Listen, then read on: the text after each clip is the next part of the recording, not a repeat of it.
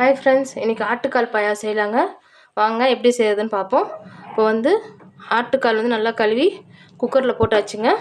போட்டுட்டு தேவையான தண்ணி கொஞ்சம் ஒரு டம்ளர் தண்ணி போட்டு இன்னொன்று கொஞ்சம் தண்ணி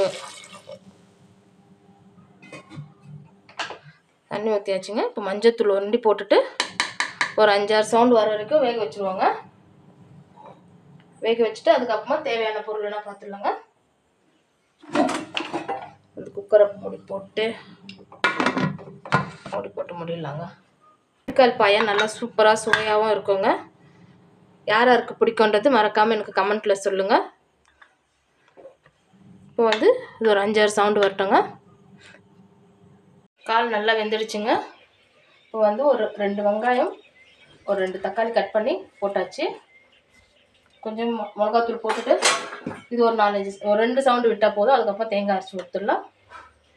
கொஞ்சமாக போட்டால் போதுங்க. 1.5 ஸ்பூன் போட்டாச்சு. கொஞ்சம் இஞ்சி பூண்டு திருப்பியும் போட்டுடலாங்க. ஒரு 1/2 ஸ்பூன் இஞ்சி பூண்டு போட்டாச்சு.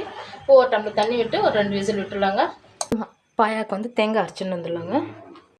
இப்போ ஒரு அரை முடி தேங்காய் எடுத்து கட் பண்ணி போட்டாச்சு. இதில் கொஞ்சோண்டு சோம்பு போட்டு போய் அரைச்சிட்டு வந்துடலாங்க. சோம்பு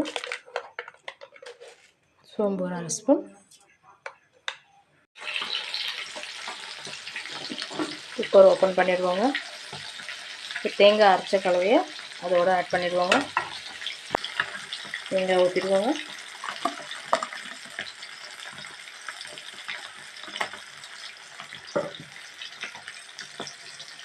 தேங்காய் ஊற்றியாச்சு. நல்லா கலக்கிடுவோம். கலக்கிட்டு ஒரு 2 கொதி வந்த உடனே தாளித்து ஊற்றிடுவோங்க. குருமா ஆகிடுச்சு பாருங்கள். பாயா ஆகிடுச்சு. இப்போ வந்து தாளித்து விட்டுடுவோங்க. வெறும் சோம்பு கறிவேப்பிலை தாளித்து போட்டால் போதுங்க. தாளிப்பு கரண்டி வச்சாச்சு. எண்ணெய் சூடாகிடுச்சு ஃப்ரெண்ட். இப்போ வந்து சோம்பு போட்டு தாளித்து விட்டுடுவோங்க.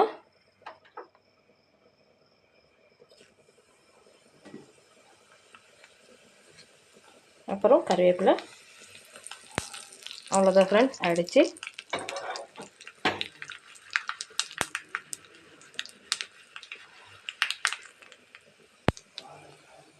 பாருங்க ஊற்றிக்கலாம்.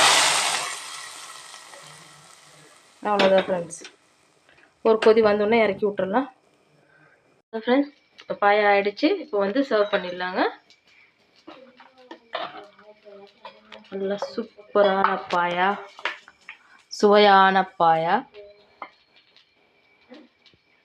அவ்வளோதான் ஃப்ரெண்ட்ஸ், ரெடி ஆகிடுச்சு.